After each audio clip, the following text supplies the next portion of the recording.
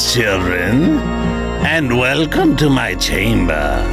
My name is Rotherick Gastblood, and I'm your host of Tales from the Dark Chamber. This week, we have a great show for you. Tales to make your skin crawl. Each week, my chambermate and I read a scary tale that we found on the internet, or perhaps left under some corpse. Either way, we think you're going to like it, and we're just dying for you to hear it. So sit right back, light a candle, and let's have a ghoul evening.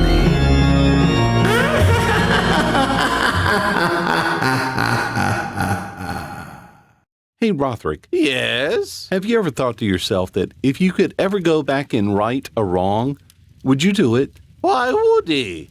It sounds like you have something to confess. Oh, no, not me per se. Just, well, do you have any regrets in life? Well, there is one. Oh? Yes. About a year ago, I met someone with whom I share my storytime chamber with. He's a good guy, but a little annoying. Again with the jokes, eh, Rotherick? Oh, Woody, you're awfully sensitive. You know I'm only joking with you.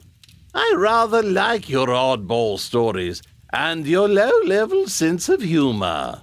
So, what do you mean by regrets in life? Well, have you ever thought about what life would be like if you weren't a ghoul? Certainly not.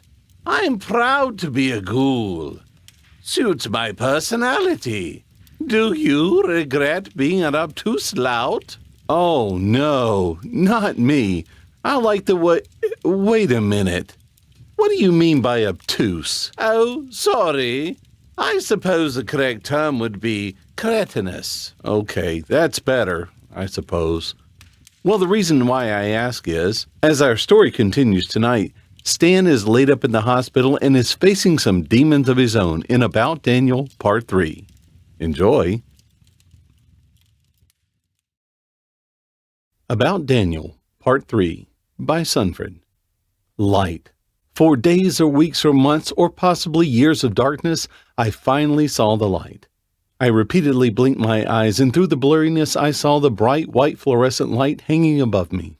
I had zero recollection of where I was, how I ended up there, or briefly who I was.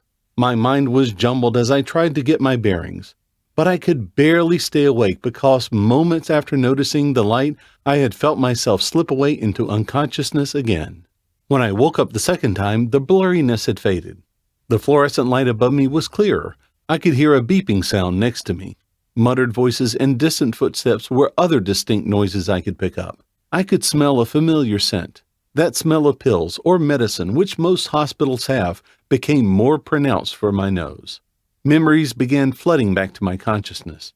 My family, my childhood, my job, getting picked by a strange rose, and fighting a demon were all recollections that my mind regained.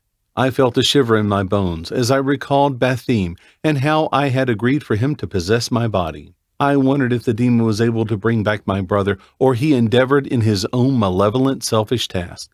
I was lying on my back in bed with a few sheets over my body. I tried sitting up, but I couldn't. My back felt stiff, my body was numb, and all of a sudden I felt this unbearable agony. My chest had a shooting pain. My head was aching so bad I thought a volcano was erupting in my skull, and I couldn't move so much as a finger. My mouth was dry as a bone. My throat was sore, and after several attempts, I realized I couldn't speak. My heart began hammering in my chest as I became more concerned with what Bathym did with my body. A figure came into view on the left side of my bed. The person probably heard me squirming and trying to speak. "He's awake," a female voice said. Another person also stepped up to my bed. Turning my head to look in the people's direction was an excruciating task. I could hear my bones snapping as my head averted in their direction. My heart stopped. Rebecca and Joseph were looking down at me. The memories of when I last saw them flashed in my mind. Tears welled up in my eyes. I wanted to apologize to them. I wanted to beg their forgiveness. I had been selfish and inconsiderate, but all my mouth could do was let out an inaudible gasp. Rebecca placed a hand on my shoulder and said, "Take it easy, Stan. You haven't fully recovered. You don't have to say anything. I am glad you're awake, because all you have to do is listen." She removed her hand from my shoulder, and her face fell. "Stan, you have been possessed by Bathym for the past week. I'm sure you already know that because you allowed the demon to possess you." I felt hot under my skin. How did she know that? Then I remembered what Bathym said. My skin probably didn't turn black after I was possessed because I stupidly let him in. Rebecca continued, "Stan, I don't know what you were thinking, but you really hurt me. You left me, Joseph, and my uncle in the basement and ran off with the demon that killed your parents and my father." Rebecca paused as she wiped the tears that had gleamed in her eyes. I felt horrible. This was probably worse than the dark void that I had been trapped in. "Bathym did terrible things with your body, Stan. I don't know if you are aware of this, but he opened up the portal to hell and he released 2 really powerful demons." Rebecca paused again and stared at me with tearful eyes. "The demon killed 2 families to open that portal. 10 people lost their lives for Bathym's cause." My stomach flipped like a dolphin when I heard this. Bathym never mentioned anything about killing people to open the portal. Rebecca didn't tell me the names of the demons Bathym released, but I had a feeling none of them were my brother. Thankfully, my uncle had another Egyptian dagger that helped us fight the demon, but he didn't make it. My uncle is dead. That's someone else from my family that has been taken away from me by Bathym. My uncle's guts were ripped open like... Rebecca looked away as tears began flowing down her cheeks. Even if I could speak, I wouldn't have known what to say. Anyway, we fought the demon for a whole day. He escaped your body just before we could dagger him. He is still out there. Bathym is still on the earth, and we intend to kill him. I became optimistic that at least when I recover, I can correct the wrong I did by helping them hunt down and kill this demon. But Rebecca put a hand on my shoulder again and said, "Stan, this is something Joseph and I will do. We hope for your speedy recovery. But we don't need your help. You have done enough. I would also appreciate it if you find another place to stay when you get out of the hospital. I am sorry, Stan, but you really hurt me, and I'm finding it hard to forgive you. You turned out not to be the man I thought you were. I had hoped things would have gone differently for us, but this is goodbye." She leaned in, kissed my cheek, turned her heels and headed for the door. Joseph then moved closer to where I had laid my head. Believe it or not, he still had that dirty white cloth wrapped around his head. It's either he had forgotten that he had it on, or maybe it was his new thing. "Hi, Stanford," he began. That was the first time he used my name. I took that as a sign he also was disengaging from me. "I don't know why you did what you did, but it wasn't cool. You completely violated the roommate code, man." He shook his head as he looked up at the white ceiling of my room. "I don't know what that demon promised you, but you should have known that demons lie all the time. I mean, they are demons, man. It's in their nature. Anyway, there are a couple things I thought you should know. We spoke to Captain Ledger, and you have nothing to worry about. He knows you were possessed when you killed those people. I guess your only punishment will be carrying the guilt of knowing that you killed innocent people. We also spoke with the medical staff about how you had a strange sickness because you looked weird when we brought you in. They quarantined you for a while, but they eventually moved you here when you were getting better. Remember, don't tell anyone about demons and all. You'll only spook people out and gain yourself a ticket to the loony bin. The last thing is, Craig didn't make it, man. I'm sorry. He was in a critical condition when we found him, and he died a few days ago." With that, Joseph placed a hand on my shoulder and stared down at me. I thought he was going to kiss me as well, but fortunately he just turned away and walked out without even a goodbye. Tears began dripping out of my eyes as I looked at the pristine white walls of the hospital room. I had a lengthy stare at a single painting of violets in a vase hung up on the wall as I thought of Craig and all the memories we had. I noticed my room had 2 gray plastic chairs which were lined up against the wall. One of the chairs had my clothes, slim-fit dark blue jeans, a checked black and white shirt, a plain white t-shirt, light brown boots, and my lucky trucker cap. Staring at my clothes made me wonder what I was wearing. I hoped I wasn't naked. Once again, it took great effort to turn my head to face the ceiling and think about all that Joseph and Rebecca had said. I couldn't believe I had killed more innocent people. In a way, I had killed Craig as well. If I had exorcised Bathym in time and gotten him to the hospital, my best friend would probably be still alive. A doctor and nurse interrupted my guilt-tripping session as they briskly walked in. Well, look who's finally awake," the nurse said. She was a mildly chubby woman with blonde hair tied into a ponytail and had bangs covering her forehead. She was wearing pink scrubs and had a huge smile showing her perfect row of white teeth. "How are you feeling, Mr. Black?" the doctor asked me as he looked at the clipboard the nurse had handed him. I wanted to tell him that I had seen better days, but still no words came out of my mouth. "I don't think his vocal cords have kicked in yet," the nurse said as she proceeded to say a litany of medical terms my hazy mind was too weak to grasp. The doctor's blue eyes looked up from the clipboard and focused on me as the nurse continued her blabbering. The doctor's well-shaven face smiled at me. When the nurse was done, he scratched the back of his head, which had black hair cropped into an English cut. He gave the nurse orders of the pills and injections to give me. He handed her back the clipboard and walked out after assuring me that I will be fine. The nurse smiled down at me and began fiddling with a tray filled with syringes and pill bottles. "You became quite the popular patient when you arrived. The Green Man is what most people called you," the nurse said. I was surprised by this remark until I remembered what Joseph said. I guess when Bathym evacuated from my body, he left me with some of his power again. I must have looked like the Green Lantern when I arrived at the hospital. No wonder they quarantined me. I became curious if I still looked like that. That is why the legendary Dr. Davidson took you as his patient. He is always up for a challenge, and as always, he did his magic, and look at you now. You look normal again, and you are rapidly getting better," continued the nurse. I guess from her words, the doctor had done some operations or whatever on me, and I no longer looked like I had put on a Jim Carrey mask. The nurse opened my mouth and popped in 2 pills. She then gently poured water down my throat, and it helped eradicate the dryness of my esophagus. "Let's see how you will be feeling after this, huh?" the nurse said as she injected a syringe with a colorless liquid into my IV bag. From then, my vision became blurry again. My eyelids felt heavy, and eventually they closed shut. The first thing I noticed when I woke up was someone standing on my bedside. The person was on my right side. I felt no pain when I turned to face him. I was shell-shocked to see who it was. Daniel stood by my bedside. He looked different. His skin was black and filled with red cracks. Bathym's sign was on his eyes. He smiled at me. "Hello, brother. Long time no see," he said. "Thanks for ruining my life, by the way. Let me return the favor." He raised his hand, and a bolt of red electricity coiled its way around his fingers. My body tensed up before I heard a shout from the door. "Hey, leave him alone!"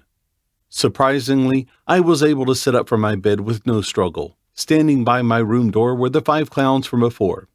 Redwig was speaking. "Step away from him, you demon!" Daniel laughed. "Ha ha ha ha ha ha ha ha ha! Or what else?"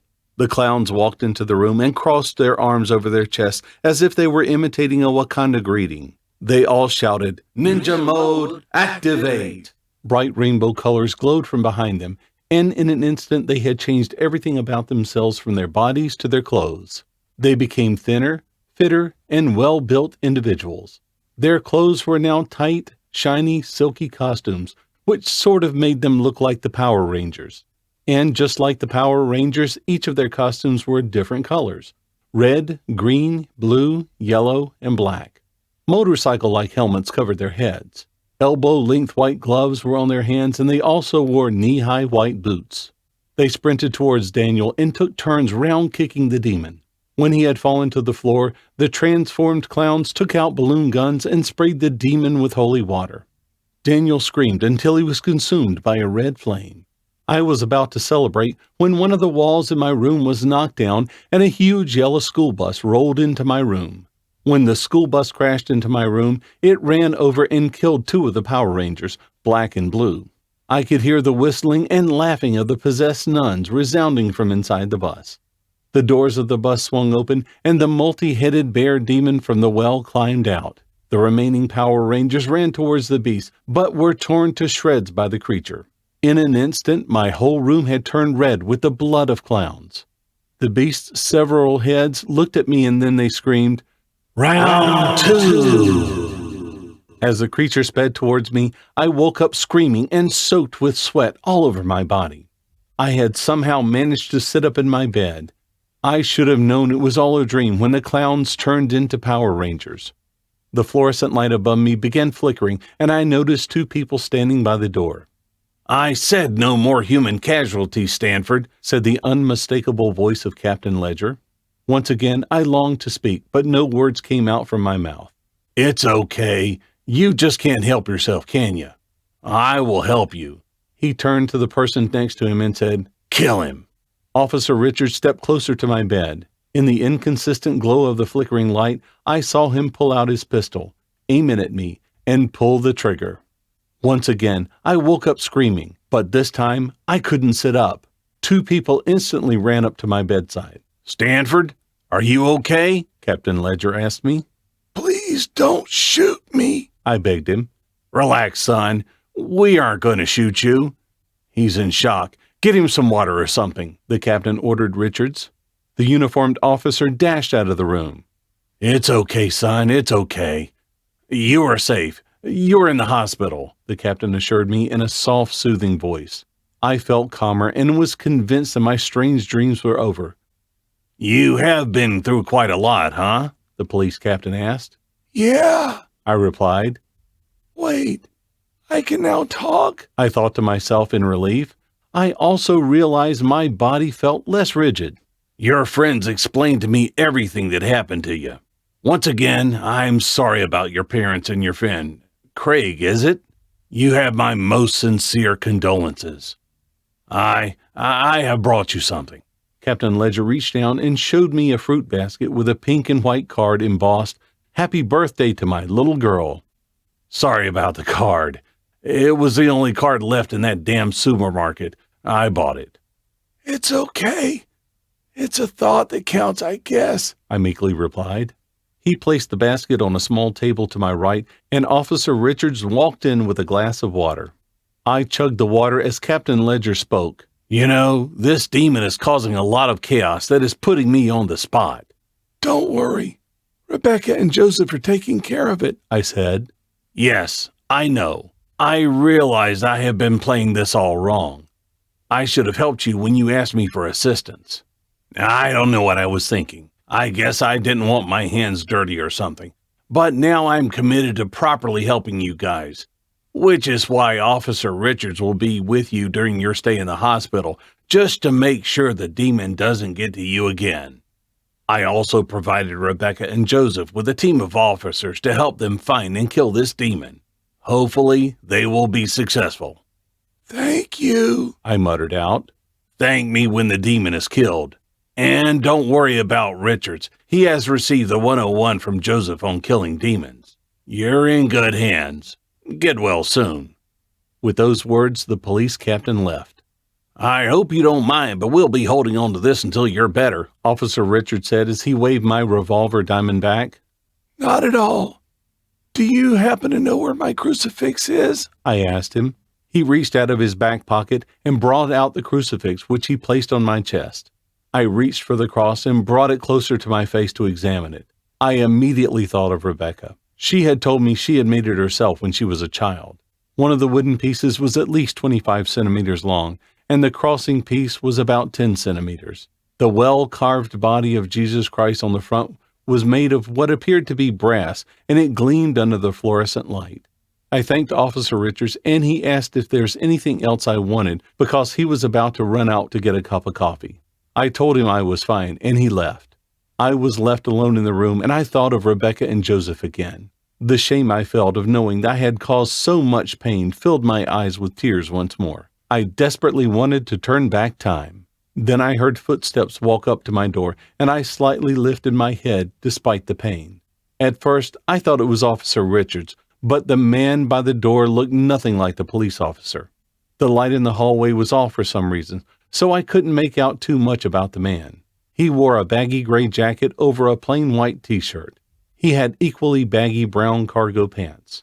His shoulders were slumped down, and he stared at me for long enough to make me feel uneasy and clench my crucifix tighter. The man stepped into my room, and his face came into the light. My body shuddered at the man's grim appearance. He had bags under his tear-soaked red eyes. His black curly hair was bedraggled with bangs partly draping over his eyes. His chapped lips were white as chalk, and his whole face was radiating a very hateful energy towards me. I thought he was crazy and was about to scream, but the man leapt at me with inhuman speed and cupped my mouth with his hands. "No one's going to hear you, pal. The same way no one heard you murder my family," the man said in a deep voice as his mouth ebbed a strong scent of cigarettes. He moved his hands to my throat and hoarsely said, "I saw the police captain here. How many years are they giving you for what you did?" No. Jail is too good for you. Scumbags like you deserve to die." "Hold on, man. Let me explain." I tried to assuage the man, but he slapped me so hard my cheeks seared with pain. "Explain what? I saw you butcher my family, you son of a bitch. You tore off my baby girl's head like you were harvesting cotton balls," the man screamed. "No, that was not me. I was possessed by a demon." "Yeah, we all have our demons. It's your fault you couldn't control whatever drug you took for that superhuman strength you had. I see you holding a crucifix. Good. Say your final prayer, asshole." The man reached into his pockets of his baggy pants and brought out a switchblade, which he pressed on my neck. I wanted to say something, but the man pressed the knife harder on my throat. "I don't want to hear it. This is the end of the road for— Drop it!" came a shout from the door. The man was so startled he spun around and he carelessly dropped his knife. Officer Richards was at the door with his pistol trained on the man. I'm sorry, the man cried out as he teared up. Officer Richards looked at me and asked, "Is he a demon?" I was still in shock, so all I could do was shake my head. The man continued apologizing. "I'm sorry, officer. I really am. He killed my family, and I thought—" The man trailed off as he sobbed with his head hanging down. "You have the right to remain silent, sir. Anything you say shall be used against you in a court of law," Officer Richards said as he cuffed the man. "Are you okay? Should I get the nurse?" he asked me. "Just shaken up, but I'm fine," I muttered. "I will radio for someone to come take this guy to the station. Will you be all right by yourself?" "I will be fine." Officer Richards led the man out of my room and left me thinking about the people I killed when I was possessed. I still couldn't believe I killed more innocent people. I had absolutely no recollection of that. Apparently, I even ripped off a little girl's head. I truly felt like I deserved to go to jail. There was a thud from under my bed. Almost immediately after, a phone began ringing. It was a customary ringtone. I remembered I had thrown away my phone, so it couldn't be mine. Besides, I didn't have a phone that rang like that. My eyes darted around the room and noticed that the sound was coming from underneath my bed. My body was still partly sore, so leaning over to stare below the bed was a painful process I managed to complete with sluggish slowness. What I saw under my bed made my heart flutter. There was a long white box. It was a few inches away from a coffin classification. It was also quite narrow. I dragged the box from under the bed. Attached with duct tape on the top of the box was a phone. The screen displayed an unknown number was calling. I ripped off the tape and took the phone. I answered the call, and the voice that spoke up sent chills to the core of my soul. "Hello, dear." About Daniel, Part 3, by Sunfred. Well, folks, that's our story tonight. Rotherick and I hope you enjoyed it. We sure had a great time bringing it to you, and we really appreciate you listening. Tune in next week when we bring you another chilling Tales from the Dark Chamber. And just a note, if you're an aspiring author and want your story read here on Tales from the Dark Chamber, send us a note at talesfromthedarkchamber@gmail.com. If it creeps old Rotherick out enough, we'll air it. And subscribe to our channel here for notification of our next new episode, and follow us on Facebook, Twitter, and Instagram. Remember, hit that like button and help us grow the channel. Also, make sure you tell your friends about us. Spread the word.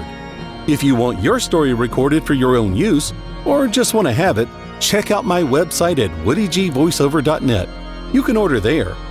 And again, thank you for listening tonight.